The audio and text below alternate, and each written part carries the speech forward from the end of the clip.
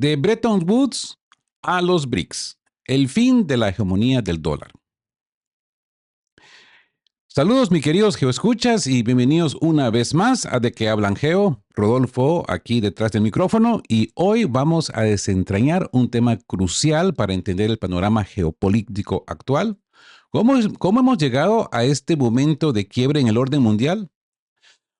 Vamos a hablar del ascenso de los BRICS, pero para comprender su verdadera relevancia, tenemos que viajar en el tiempo y entender las raíces de la hegemonía global que ahora se está desafiando. Y les propongo un viaje desde los acuerdos de Bretton Woods, el nacimiento del dólar como rey indiscutible, hasta la emergencia de un nuevo bloque que busca redefinir las reglas del juego. Prepárense para conectar los puntos históricos y geopolíticos que explican por qué el mundo está cambiando a una velocidad vertiginosa. Pero antes pasemos al realismo geopolítico de Dugin. Antes de sumergirnos a la historia, quiero sentar las bases teóricas que un pensador que a menudo mencionamos aquí en este canal, por su particular visión, Alexander Dugin, con su enfoque en el realismo geopolítico, nos ayuda a entender que las relaciones internacionales no son un juego de amigos, sino de intereses, poder y control de recursos. Dugin, en su obra, nos recuerda que la geopolítica es, en esencia, la lucha por el espacio y el poder. No se trata de ideologías bonitas o de cooperación desinteresada, sino de la búsqueda implacable de la influencia y la seguridad de cada actor en el tablero global. Los estados actúan por sus propios intereses estratégicos, y cualquier acuerdo o alianza es un reflejo de esa búsqueda de poder. Así que permítame citar una idea central de Dugin que resume esta visión. Y cito: la geopolítica es la ciencia del poder en el espacio. No es sobre la moralidad o de las buenas intenciones, sino sobre la voluntad de poder y la capacidad de imponerla. Cierro la cita. Esta perspectiva es clave para entender lo que vamos a analizar a continuación, que la hegemonía del dólar y el orden económico mundial no surgieron por casualidad, sino como una construcción deliberada de poder en un momento histórico específico. Y de la misma manera, el surgimiento de los BRICS es una respuesta de poder a ese orden establecido. Así pues, de Bretton Woods a los BRICS, neocolonialismo, dólar y el nuevo orden mundial. Bueno, mi gente, hoy vamos a desentrañar un tema crucial para entender el panorama geopolítico actual. Un tema que, de hecho, es la base de mi propia comprensión de cómo funciona el mundo. Vamos a hablar del ascenso de los BRICS, pero como he dicho, para comprender su verdadera relevancia tenemos que viajar en el tiempo y entender las raíces de la hegemonía global, que ahora, pues, como he dicho, se está desafiando. Y como les he propuesto, viajemos a los acuerdos de Bretton Woods en 1944. El nacimiento del dólar como rey indiscutible, pasando por la era Bretton Woods II, tras la desvinculación del dólar del oro en 1971, y llegando hasta el día de hoy. En la estela de la crisis financiera global de 2008, el auge de un mundo cada vez más multipolar y de nuevas alternativas económicas. Preparémonos para conectar puntos históricos y geopolíticos que explican por qué el mundo está cambiando a una velocidad vertiginosa. Y bueno, mis queridos geoescuchas, entender las instituciones de Bretton Woods, principalmente el Fondo Monetario Internacional, el famoso FMI, que lo hemos mencionado muchas veces acá en De qué hablan, y el Banco Mundial, en el contexto del colonialismo. Nunca debemos olvidar que cuando se celebró la conferencia de Bretton Woods en 1944, gran parte del mundo todavía estaba colonizada. Esto significa que estas instituciones no son solo neocoloniales, sino que en su origen eran literalmente coloniales. Fueron creadas en un momento en que si el Imperio Británico se desmoronaba al final de la Segunda Guerra Mundial, pero aún controlaba una parte masiva del territorio mundial, al igual que el Imperio francés y por supuesto el Imperio estadounidense, ha continuado. Así que tiene sus orígenes en el colonialismo europeo. pasando luego a la era del neocolonialismo y el descolonialismo en los años 50 y 60 y 70. Y funcionalmente hoy en día juegan un papel muy similar como instituciones neocoloniales. Ahora, esto no era inevitable. Es crucial estudiar la historia de la conferencia de Bretton Woods en 1944 y las diferentes propuestas que se presentaron. John Maynard Keynes, un economista que, aunque hoy algunos círculos lo consideran radical por el auge del neoliberalismo, en su época era un centrista. Tenía una visión muy diferente para la creación de instituciones financieras internacionales que la propuesta en ese entonces estadounidense. La propuesta de Estados Unidos fue presentada por Harry Dexter White, el economista más conservador que representaba a Estados Unidos. De hecho, existe esa foto famosa de Keynes frente a White en la conferencia que simboliza las dos divisiones opuestas y, por supuesto, el lado estadounidense fue el que finalmente se impuso. Keynes había imaginado la creación de instituciones como el FMI y el Banco Mundial, sí, pero específicamente como una unión internacional de compensación y una moneda de reserva internacional propuesta en lugar del dólar, llamada el Bancor. Él proponía controles de capital muy estrictos y control de política monetaria. Esta moneda de reserva internacional estaría ligada a las principales divisas y materias primas para garantizar un marco más equitativo para el comercio mundial. Lo que realmente sucedió, a pesar de las críticas legítimas de Keynes, fue que Estados Unidos ganó el debate. Las instituciones de Bretton Woods se convirtieron especialmente en instrumentos de control geopolítico y económico de Estados Unidos. Uno de los principales intereses de Washington en la conferencia de Bretton Woods de 1944 era asegurarse que no hubiera mecanismos que garantizaran un equilibrio de pagos equitativo en todo el mundo. ¿Por qué? Porque al final de la Segunda Guerra Mundial, en 1944-1945, la economía estadounidense representaba aproximadamente la mitad del PIB global. Además, Estados Unidos tenía el 70% de las reservas de oro de todo el mundo. Esto, obviamente, dio a Washington un enorme poder económico, considerando que el dólar estadounidense era la moneda de reserva global, ligada al oro, y que muchas otras monedas importantes del mundo estaban también ligadas al dólar. Esto fue lo acordado en Bretton Woods. Esto le dio a Washington un poder económico y político masivo y le ayudó a moldear la reconstrucción después de la Segunda Guerra Mundial. Estados Unidos quería asegurarse de mantener su posición como principal exportador, especialmente al reindustrializar Europa y evitar que se volviera socialista a través del Plan Marshall. Este plan, geoescuchas, no fue por razones benévolas, caritativas, de buena onda. Fue para evitar que Europa se volviera socialista y para mantener un mercado cautivo para los bienes estadounidenses que tenía toda esa producción aumentada durante la guerra. Una de las formas en que Estados Unidos planeó hacer esto fue asegurándose de que no hubiera mecanismos que impidieran que los países con superávit tuvieran demasiado superávit y, a su vez, atraparan a los países relativamente pobres en déficit crónicos. Esto era exactamente lo contrario de lo que Keynes había propuesto. La idea de Keynes con la Unión Internacional y compensación era que los países con superávits y significativos acumularían grandes cuentas del Bancor. Si los países con superávit tuvieran demasiadas reservas de Bancor en su cuenta, se transferirían a la Unión Internacional de Compensación. Esto incentivaría a los países a no acumular un superávit demasiado grande y también ayudaría a los países relativamente pobres que dependen de muchas importaciones a equilibrar su comercio. En cambio, lo que se diseñó, y esto es crucial, fue un sistema que mantuvo el mercado colonial del mundo. Los países imperiales con superávit seguirían exportando su capital excedente y el valor excedente producido por sus trabajadores, mientras que los países del sur global no tendrían realmente alternativas.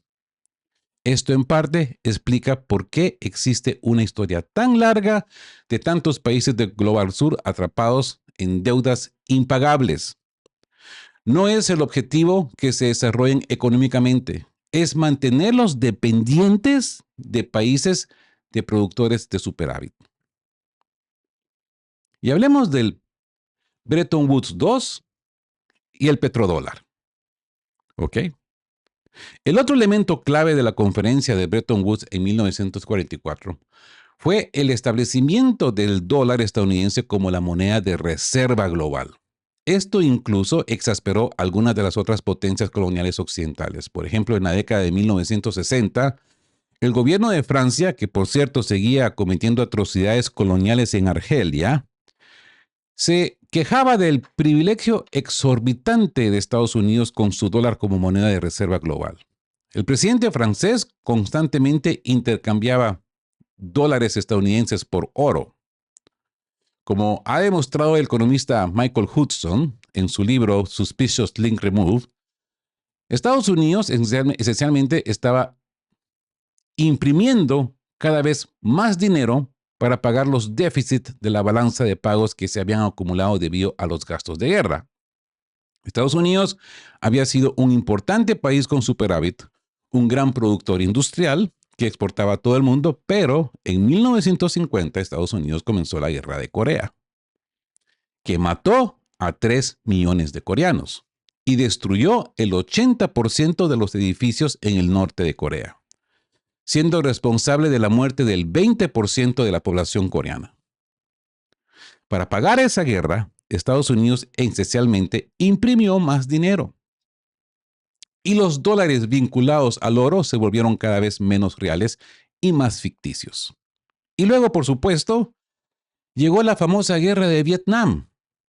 En 1971, el presidente Richard Nixon puso fin a la convertibilidad del dólar en oro que se había fijado a un precio fijo de $35 por onza troy de oro en la conferencia de Bretton Woods. Eso terminó y el dólar comenzó a flotar libremente.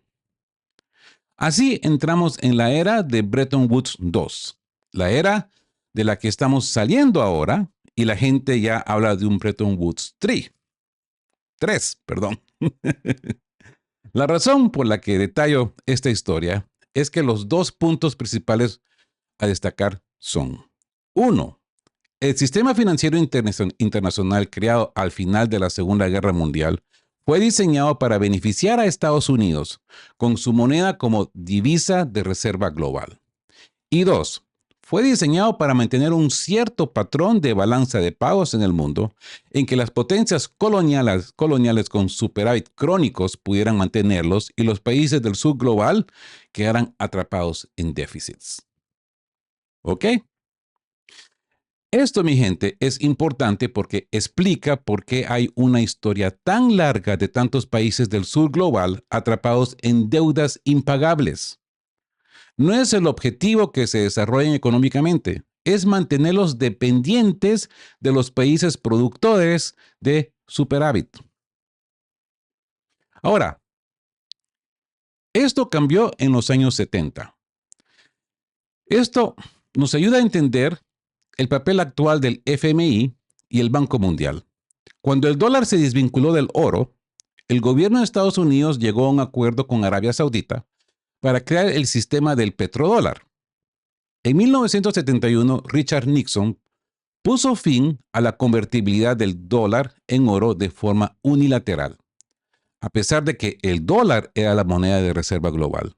En 1973 se produjo el embargo petrolero de la OPEP, lo que provocó un aumento masivo del precio del petróleo. La administración Nixon en 1974 envió a su secretario de Tesoro a Arabia Saudita para firmar un acuerdo en el que Arabia Saudita vendiera su petróleo en dólares a cambio de protección estadounidense.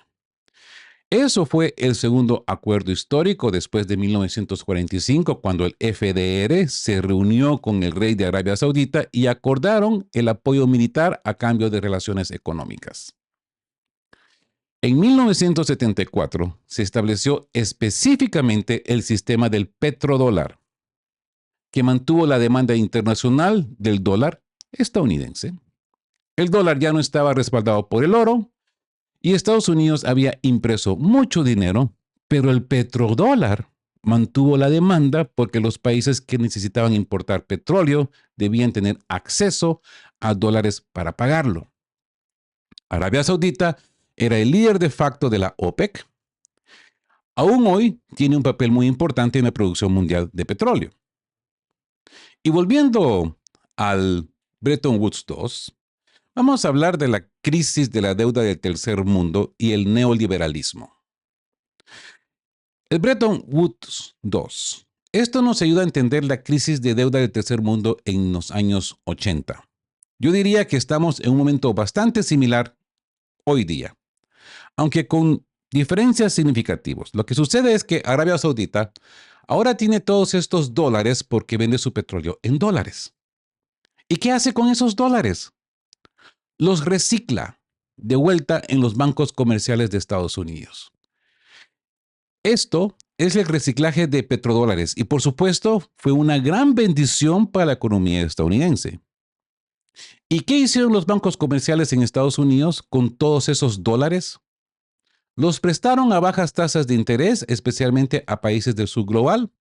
Esto fue la edad de oro del keynesianismo, que aún así nos lleva hacia el neoliberalismo. Fue la era de la industrialización por sustitución de importaciones. Y América Latina es un ejemplo. En su entonces teníamos gobiernos en Argentina, México y Brasil que aunque no eran socialistas, eran gobiernos de orientación nacionalista, serios en cuanto a la industrialización y el desarrollo de sus economías a través de un sistema de sustitución de importaciones. Tomaron grandes préstamos a bajas tasas de interés de los bancos estadounidenses y los utilizaron para financiar proyectos de infraestructura y desarrollo industrial. ¿Y qué pasó? Tuvimos el ascenso de una figura infame que en mi opinión debería ser tan conocido como Milton Friedman. Quizás no fue tan influyente en el discurso de promoción de la economía libertaria neoliberal de derecha, pero en términos de su impacto en la política estadounidense fue una de las figuras más influyentes del siglo XX en la política de Estados Unidos y me refiero a Paul Volcker.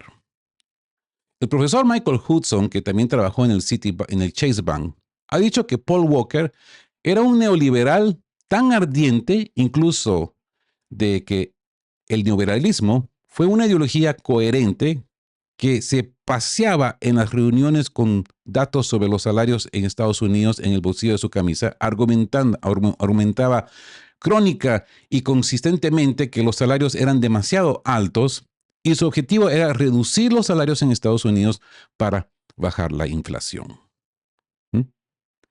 No es coincidencia que en la década de 1970, especialmente con muchas de las políticas de Paul Volcker, primero en el Tesoro bajo Nixon, luego en el Banco Central de Reserva Federal bajo Carter y por supuesto bajo Ronald Reagan, se asegurara que los salarios se estancaran. Cuando Paul Volcker asume la presidencia de la Reserva Federal en 1979, lo hace con una mazorca. Y esto es el infame Volcker Shock, que se le llama. Estamos viviendo algo similar hoy, aunque ni de lejos tan dramático. Él aumentó drásticamente la tasa de fondos federales, es decir, las tasas de intereses de la Reserva Federal. Esto causó una recesión en Estados Unidos para ostensiblemente reducir la inflación. Pero en realidad, como he dicho, fue para aplastar a los sindicatos, quebrar la espalda de los trabajadores y bajar los salarios en Estados Unidos. El movimiento obrero nunca se ha recuperado de Paul Volcker hasta la fecha. Curiosamente, Paul Volcker estuvo en el Departamento del Tesoro de Nixon. De hecho, estuvo involucrado en Nixon Shock. La idea de poner fin a la convertibilidad del dólar en oro, pero también fue nombrado por Jimmy Carter en 1979 como presidente de la Reserva Federal y luego continuó bajo Reagan. Irónicamente, Ron Paul, el libertario de derecha, no tiene nada bueno que decir de la Reserva Federal. De hecho, su lema como político es auditar a la Fed. Pero si miran lo que dijo sobre Paul Volcker Incluso lo elogió como uno de los pocos presidentes de la Reserva Federal que realmente admiraba. ¿Cómo la ven? De todos modos, el Walker Shock, al aumentar drásticamente las tasas de interés, aplastó al movimiento obrero en Estados Unidos y también condujo a la crisis de la deuda del tercer mundo. ¿Qué pasó? Los préstamos a bajas tasas de interés que muchos que muchos de estos países del sur global habían tomado de bancos estadounidenses, de repente, pues se volvieron muy caros. El dólar se apreció significativamente en relación con otras monedas, especialmente en el sur global, haciendo que fuera extremadamente costoso pagar esa deuda. Y aquí es donde entran el Banco Mundial y sobre todo el Fondo Monetario Internacional, que antes era influyente, pero no tanto como lo fue entonces. Esta es, por supuesto, la era de auge del neoliberalismo con Ronald Reagan en Estados Unidos y Margaret Thatcher en Gran Bretaña. Y aquí tenemos los ajustes estructurales, que vienen con las políticas de consenso de Washington. La imposición de políticas a los países del sur global, que tienen que privatizar empresas estatales y activos, desregular los mercados, levantar los controles de capital, recortar salarios, romper la espalda de los sindicatos y eliminar las protecciones laborales.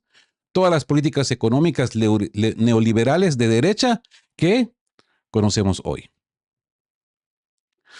La razón por la que detallo esta historia, mis queridos geoescuchas, es porque explica cómo llegamos al momento en el que el Fondo Monetario Internacional, en particular, se convirtió en una institución que había sido creada originalmente para lidiar con problemas de balanza de pagos, pero que terminó ejerciendo un control asfixiante.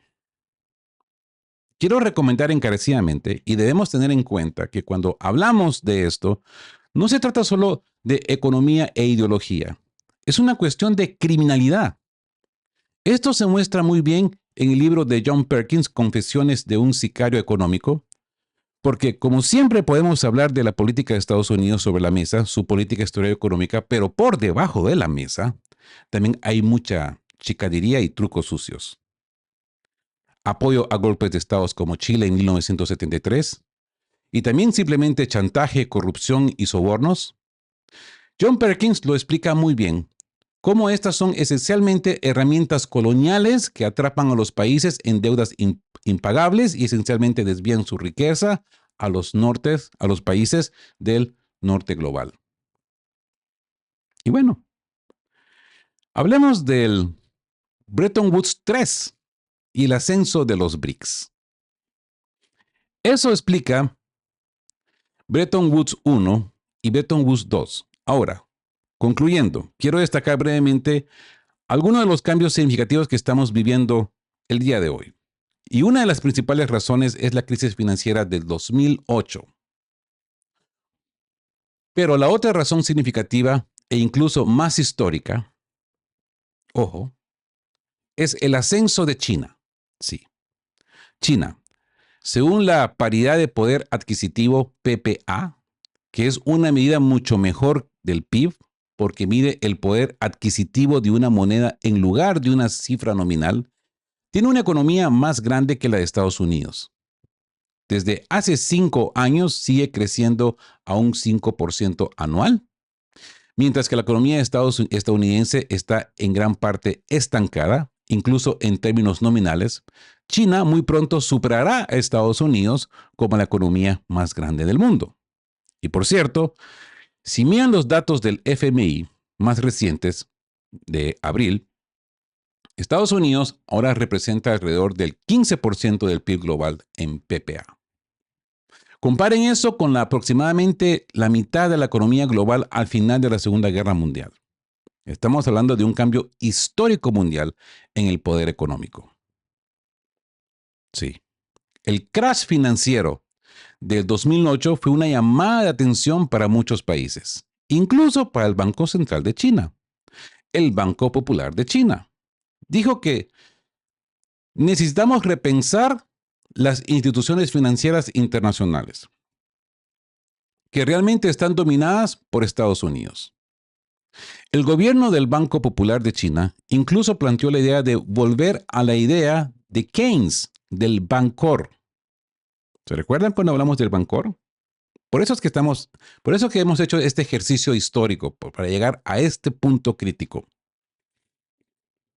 El gobernador del Banco Popular de China incluso planteó la idea de volver a la idea del Bancor, una moneda de reserva internacional que no sea el dólar, que no le dé a Estados Unidos el privilegio exorbitante de poder mantener un déficit constante con el resto del mundo e importar constantemente el valor excedente producido por los trabajadores de todo el mundo sin enfrentar una inflación crónica como lo harían países como Argentina. El Banco Popular de China comenzó a proponer esta idea de crear nuevas instituciones financieras. Esto lleva a que China cree sus propios bancos de desarrollo y el sistema de los BRICS: Brasil, Rusia, India, China y Sudáfrica. Cree el Banco BRICS, ahora conocido como el Nuevo Banco de Desarrollo, NDB. Estos son pasos muy importantes porque muestran los primeros disparos del Bretton Woods 3, o como podríamos decir, el post-Bretton Woods, y el nuevo orden financiero internacional que ofrece nuevas alternativas financieras para los países del sur global que han estado crónicamente atrapados en la deuda, y un sistema en el que no pueden desarrollar la industria, que necesitan implementar políticas de desarrollo como las políticas de sustitución de importaciones para superar sus déficits crónicos. Para dejar de tener un déficit crónico, necesitan desarrollar la industria local. Así que lo que estamos viendo ahora es la creación de estas nuevas instituciones que están creciendo muy rápidamente y se están desdolarizando. Esto es un golpe masivo a este sistema en el que el dólar estadounidense mantiene este tipo de control imperial sobre las instituciones internacionales globales que, como sabemos, están esencialmente dominadas por Estados Unidos. En el caso del Banco Mundial, Estados Unidos es como mucho el mayor accionista, con alrededor del 16%. Y si van al sitio web del Banco Mundial, se jactan abiertamente que cada presidente del Banco Mundial ha sido nombrado por Estados Unidos y ha sido ciudadano estadounidense. Por ejemplo, la presidenta de izquierda de Honduras, Xiomara Castro, ha estado en China e hizo un viaje al nuevo Banco de Desarrollo en Shanghái. El presidente de izquierda de Brasil, Lula da Silva, también visitó el nuevo Banco de Desarrollo en abril y dio un discurso pidiendo la desdolarización y la creación de una nueva moneda de reserva global. Los BRICS están discutiendo la creación de una moneda de reserva global. Se discutió este junio en una reunión de los ministros de Asuntos Exteriores de los BRICS en Sudáfrica y en Brasil, y potencialmente se basará en la idea del concepto de Bancor, de Keynes, una canasta de diferentes monedas de los miembros de los BRICS y potencialmente materias primas, en lugar de dar a un solo país el privilegio exorbitante que Estados Unidos ha tenido. Y aquí, pues, conectando desde la explicación de Paul Walker, las políticas neoliberales y la crisis de deuda de tercer mundo, mis queridos geoescuchas, hemos visto cómo el sistema financiero global desde Bretton Woods ha atrapado a muchos países en un ciclo de deuda y dependencia. Pero la buena noticia es de que este panorama está cambiando radicalmente. El crash financiero del 2008 fue una campana de alarma para muchos países, y el ascenso imparable de China es el motor de un cambio histórico. No olvidemos que según la paridad de poder adquisitivo PPA, la economía de China ya supera a la de Estados Unidos y el PIB global de Estados Unidos ha caído del 50% al 15% desde la Segunda Guerra Mundial. Esto es un giro tectónico.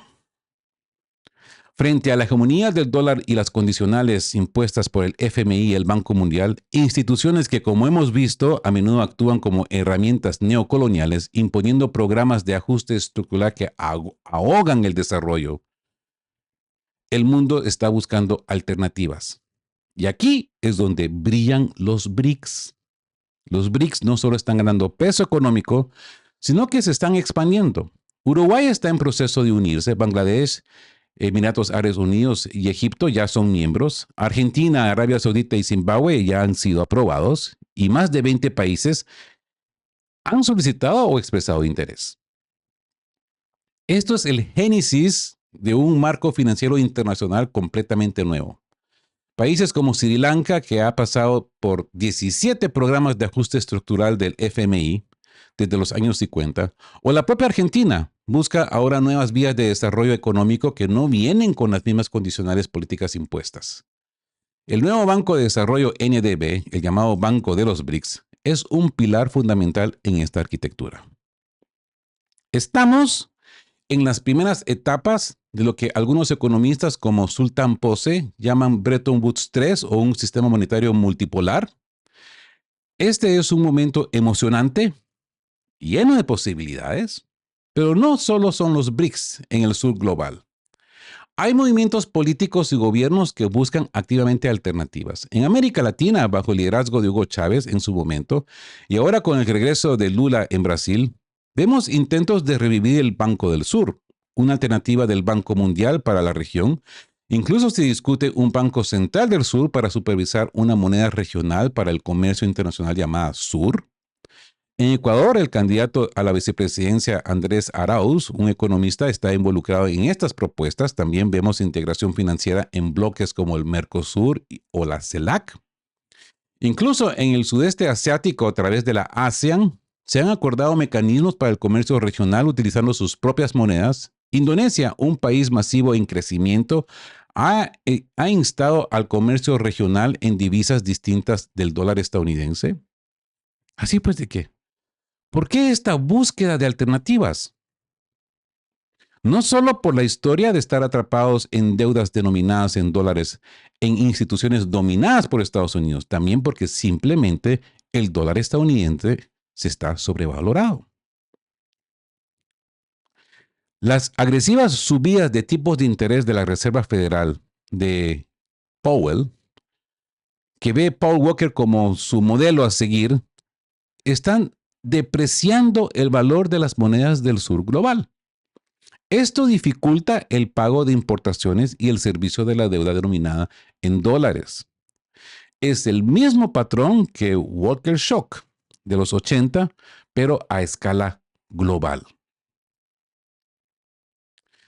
Estos economistas neoliberales como Larry Summers creen que la inflación del IPC es un problema del exceso de poder de los trabajadores. Y su objetivo es bajar los salarios y aumentar el desempleo. Es el mismo manual de siempre. La buena noticia es que las economías BRICS siguen creciendo, especialmente China, que representa más de la mitad de su PIB. Como bloque de los BRICS ya tiene una mayor cuota de la economía global PPA que el G7. Esto es un cambio histórico mundial.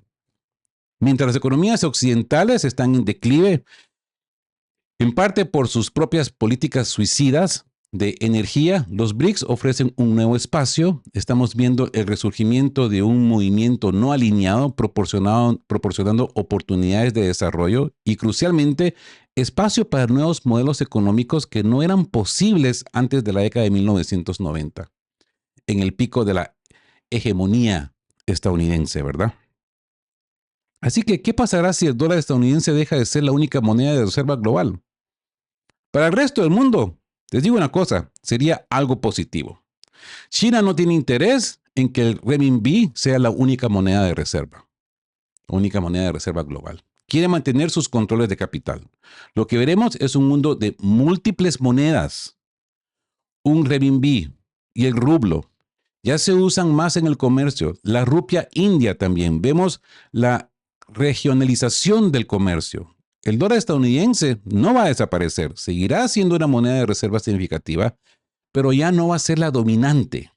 Esto significa que Estados Unidos no podrá simplemente sancionar al resto del mundo hasta la aniquilación.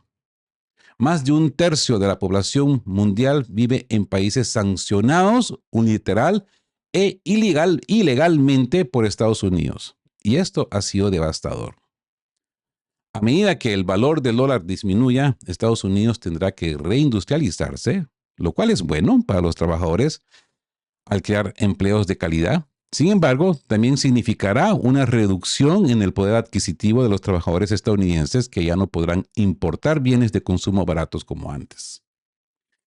En resumen, mis queridos geoescuchas, el dólar estadounidense no debería ser la moneda de reserva global.